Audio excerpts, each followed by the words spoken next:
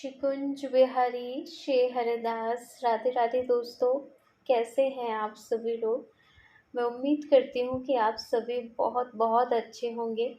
आज हम बहुत प्यारी चर्चा करने वाले हैं और आज का जो वीडियो है वो बहुत ही इन्फॉर्मेटिव वीडियो है आप सभी के लिए। और आप सभी को गोपी गीत के बारे में ये जानना बहुत बहुत ज़रूरी है। तो पूरा ओवरऑल जो वीडियो रहेगा आज का, उसमें मैं आपको बताऊंगी कि गोपी गीत का जो पार्ट है वो कौन कौन कर सकता है, उसका महत्व क्या है, उसको कैसे कर सकते हैं आप, किस प्रकार करना है। और क्या जब आप उसका कोई नियम होता है, और या जैसे आप पीरियड्स में होते हैं तो क्या उस समय आप गोपी गीत का पाठ कर सकते हैं या नहीं कर सकते हैं। पूरे दिन भर का कौन-सा सही समय है जिस समय हमें गोपी गीत का पाठ करना चाहिए। और गोपी गीत से रिलेटेड जो भी मुझे मालूम है और इसका जो महत्व है वो सब बताऊँगी। उससे पहले मैं जो है आपको बता देती हूँ कि गोपी गीत का जो भाव है वो आपको कहाँ देखने को मिलेगा। तो देखिए, श्रीमद् भागवतम आप सुनते ही होंगे। तो जो श्रीमद् भागवत महापुराण है हमारा, उसका जो 10वां स्कंद है, उसका रास आपने रास तो फिर आप रास पंचाध्यायी का जो 31वां अध्याय है, 31वां अध्याय है, उसमें जो है इन 19 श्लोक का गोपी गीत है। और ये तो मैंने इसका इंट्रोडक्शन दिया है आपको कि ये आपको कहाँ मिलेगा।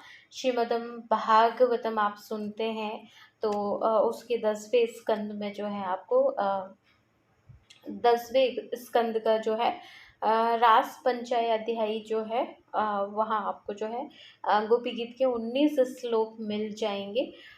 तो ये मैंने अभी आपको ये बताया है। अब हम इसका महत्व जानेंगे कि ये तो देखिए, आप सभी ने सुना ही होगा कि कैसे ब्रज गोपियाँ कैसे ब्रज गोपियों जब कुछ पल के लिए हमारे कन्हैया जो है अंतर ध्यान हो जाते हैं।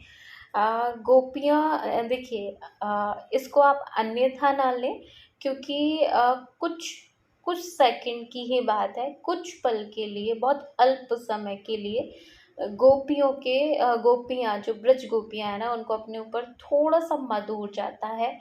मद भी नहीं होता है, उसको हमारे गुरुजन कुछ इस तरीके से कहते हैं कि अल्प समय के लिए गोपियाँ कृष्ण को भूल के अपने आप के बारे में सोचने लगती हैं कि वो कितनी सौभाग्यशाली हैं कि कृष्ण उनके साथ, उनको रास में जो है उनको इतना आनंद दिया है। और आपको तो पता है, हर हर एक-एक गोपी के साथ कृष्ण थे। और एक और बात बहुत इम्पोर्टेंट है, मैं आपको पहले ही बता दे रही हूँ कि गोपी एक भाव है, ना वो पुरुष है, ना वो स्त्री है। गोपियाँ कौन है ये तो हम गोपियाँ कौन है ये तो मैंने श्री जो हमारा भक्तमाल जी है उसमें मैंने आपको बताया ही था कि ब्रज गोपियाँ कौन है। अनेक अनेक जन्मों से जो कन्हैया का सानिध्य पाना चाहते थे, वो ऋषि ही ब्रज गोपियों के रूप में प्रकट हुए हैं। और बाकी तो मैंने सब बता ही दिया है कि आपको सारा कुछ मैंने बता दिया था कि जो कन्हैया के जन्म से लेके और कन्हैया के जाने तक के समय में जो सभी उनकी लीला में शामिल थे, अ, उनका शरीर जो है पंच तत्वों से नहीं बना हुआ था, वो प्रकृति थे और वो अंतर्ध्यान हुए हैं। अ, ये भाव है। तो ब्रज गोपियाँ जो है ना पुरुष है ना स्त्री है, गोपी एक भाव है। और वो बहुत सारे ऋषि मुनि ऋषिगण थे जो कि जन्मों जन्मों से कन्हैया का सानिध्य पाना चाह रहे थे। मैंने इसलिए आपको बताया। ये बात तो फिर हम कभी सेपरेट वीडियो में डिस्कस करेंगे। अभी तो हमारे लिए ये जानना, आज की जो स्टार्टिंग में मैंने बता दिया था वही सारी बातें आपको जानना ज़रूरी है। तो इसके महत्व में जो है हमारे गुरुजन बताते हैं कि गोपी गीत का महत्व क्या है। तो देखिए, श्रीमद् भागवत का जो श्रीमद् भागवत की जो आत्मा है, जो प्राण है, पूरे श्रीमद् भागवत की जो आत्मा है वो गोपी गीत है। और इसके जो कुछ क्वेश्चन मैंने लिए हैं वो मैं बता दे रही हूँ आपको। कि गोपी गीत का पार्ट जो है कौन-कौन कर सकता है। तो देखिए, गोपी गीत का पार्ट ना कोई भी कर सकता है, चाहे वो बच्चा हो, बूढ़ा हो। सभी एज ग्रुप के जो व्यक्ति हैं वो गोपी गीत का पार्ट कर सकते हैं। 19 श्लोक हैं, पहले आपको इनके लिरिक्स सुन-सुन के याद करना होगा, या फिर आप नोट करके रख लें, या गोपी गीत की जो पत्रिका है वो ले लें। तो उससे देख के आप जो है इनका पाठ कर सकते हैं। अनुवाद करना ज़रूरी नहीं है, आप श्लोक 19 श्लोक डेली बोल सकते हैं, ठीक है?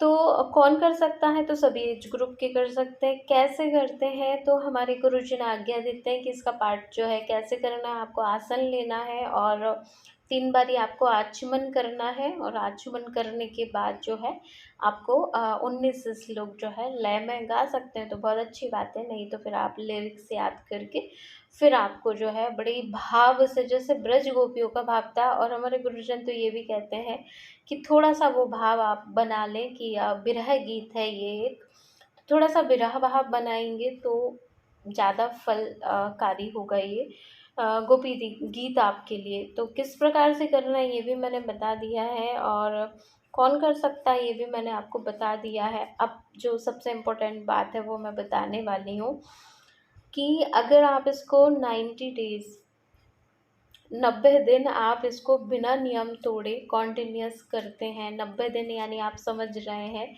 90 दिन यानी होंगे 3 मंथ। तो 90 दिन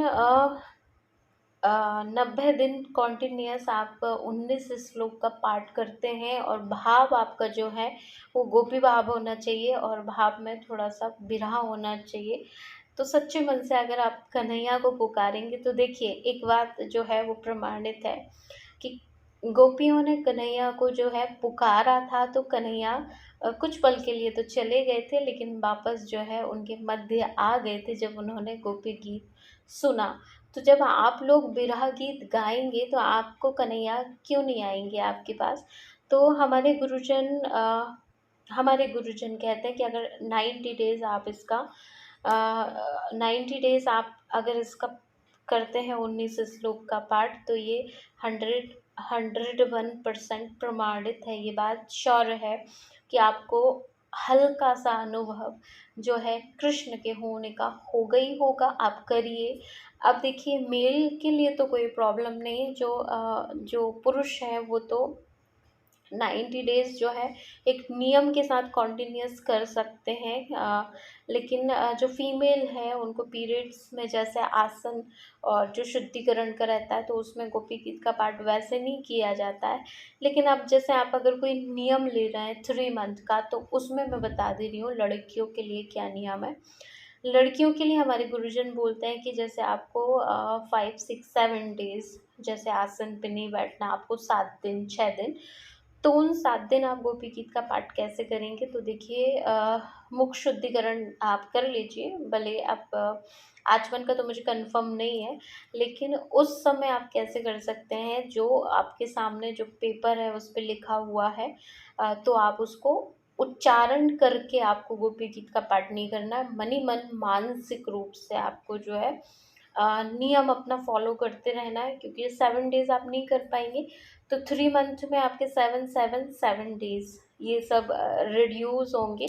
तो वो रिड्यूस नहीं करना है आपको, उनको भी कैलकुलेट करना है। 90 दिन का जो आपको नियम अगर लेना है, तो उसमें फिर आपको यही नियम करना पड़ेगा कि जैसे आप पूजा में नहीं हैं, पीरियड्स में हैं, तो फिर आप क्या करें कि उसका उच्चारण, हमारे गुरुजन मना करते हैं, उच्चारण नहीं करना है आपको, लेकिन आप उससे पूरे अपना जो नियम है वो आप करिए कॉन्टिन्यूअस, उसको मानसिक रूप से करिए, यानी मन ही मन आप जो है श्लोकों को देखिए और मन ही मन उनका उच्चारण करिएगा। अ, बोल के नहीं करना आपको, ये बस एक नियम है। और इसके बाद मैं आपको सही समय बता देती हूँ, हमारे गुरुजन जो आज्ञा देते हैं कि गोपी गीत का पाठ तो वैसे आप कभी भी कर सकते हैं, लेकिन क्योंकि शरद पूर्णिमा और मध्यरात्रि तो नहीं कहेंगे उसको, हाँ, मध्यरात्रि का ही समय था जब हमारे कन्हैया ने महारास गोपियों के साथ किया था। तो अगर आप जो है 10 ओ क्लॉक से पहले पहले इसको करते हैं, मतलब आराम से कर लीजिए आप, रात्रि में कर लीजिए। ज़रूरी नहीं है कि आप गोधूलि बेला में करें। गुरु मंत्र जाप का रहता है गोधूलि बेला का, उसमें ब्रह्म मुहूर्त या गोधूलि बेला। ब्रह्म मुहूर्त जो है मॉर्निंग में होता है, और गोधूलि बेला जो है वो सूरज जब ढल जाता है तब होता है। तो हमारा गुरु मंत्र जो हम जाप करते हैं ना, वो गोधूलि बेला में करते हैं, और गोपी गीत का जब आप पाठ करते हैं तो वो आप रात्रि में आपको करना चाहिए। कहने का मतलब 10 ओ क्लॉक से जो भी हमारी सात्विक पूजा होती है वो 10 बजे से पहले पहले हो जाना चाहिए, क्योंकि हमारे गुरुजन भी आज्ञा देते हैं कि जो भी पाठ पूजा जो भी है वो गोधूलि बेला, सॉरी, जो सात्विक जो हमारा टाइम है 10 बजे से पहले पहले आपकी सारे पाठ स्वाध्याय पूजा वगैरह सब हो जाना चाहिए। तो इस तरीके से आप जो है अगर आप देखिए, मैं पहले करती थी, मैंने जो 90 डेज़ का जो नियम है वो मैं नहीं फॉलो कर पाई थी, बीच में कुछ दिक्कत आ गई थी। बहुत सारी प्रॉब्लम्स आ गई थी घर में, मैं नहीं कर पाई तो मेरा नियम टूट गया था। लेकिन वापस मैं सोच रही हूँ 90 डेज़ का शुरू करने का। तो मैंने सोचा कि क्यों नहीं मैं आप लोगों के साथ भी शेयर करूँ कुछ ज़रूरी बातें, और कन्हैया के होने का अनुभव आपको करना है। छोटे-छोटे अनुभव से जो है आप लोग आगे जा पाएँगे। तो आपको अगर थोड़ा-सा अनुभव करना है कन्हैया के होने का, वैसे तो हर एक हर एक चीज़, हर एक मोमेंट हमें चीख-चीख के कहते हैं कि हमारे कन्हैया हमारे आस-पास है, लेकिन फिर भी हमारे गुरुजन आज्ञा करते हैं कि आपको अगर सच में अनुभव करना है तो फिर आपको ये सब करना पड़ेगा। जैसे गोपाल श्रेष्ठ नाम का पाठ है, गोपी गीत का पाठ है। हमारे एक गुरुजन है, उनका मुझे नाम याद नहीं आ रहा है। उनको गोपी गीत सिद्ध था। अ, अच्छा, मुझे नाम याद आ गया है। डोंगरे जी, श्री डोंगरे जी महाराज जी जो श्री डोंगरे जी महाराज जी जो हैं उनको थे, मतलब आज से 90-100 साल पहले जो श्री डोंगरे जी महाराज थे उनको गोपी की सिद्ध था। और आपको तो पता है कन्हैया उनकी हथेली से मक्खन आके खाया करते थे। तो मेरी ये एडवाइस है कि आप लोग देर मत करिएगा, 90 दिन कोई बहुत बड़ी अवधि नहीं है, आप लोग शुरू कर दीजिएगा। और मैंने सारी कंडीशन आपको समझा ही दी है, मेल फीमेल, मेल को कोई प्रॉब्लम नहीं है, फीमेल को प्रॉब्लम है वो भी मैंने बता दिया, आपका नियम नहीं टूटेगा। तो ऐसे करके आप जो है स्टार्ट कर दीजिए। और ये वीडियो बनाने का मेरा मोटिव क्या है, पर्पस क्या है, वो मैं बता देती हूँ आपको, कि हम पूरे 19 दिन जो है, आज तो मतलब आज से हमारा लाइव सेशन स्टार्ट होगा। तो आज से लेके पूरे 19 दिन तक जो है हम गोपी गीत के बारे में मैं आप लोगों को बताऊँगी। डेली हम एक श्लोक और उसका भावार्थ, ठीक है? और मैं आपको कहूँगी कि अब जो है गोपी गीत सुनना शुरू कर दीजिए ताकि आपको याद हो जाए। तो अभी लाइव सेशन में जो है अभी हम गोपी गीत करेंगे पूरा 19 दिन 19 श्लोक, ठीक है? तो मैंने सोचा वीडियो बना के पहले मैं इसका महात्म आप लोगों को समझा देती हूँ, ताकि आप लोग जब लाइव सेशन सुनेंगे तो आपको अच्छा लगेगा। तो मैं उम्मीद कर रही हूँ दोस्तों आप लोगों को ये सब बातें जान के बहुत अच्छा लगा होगा।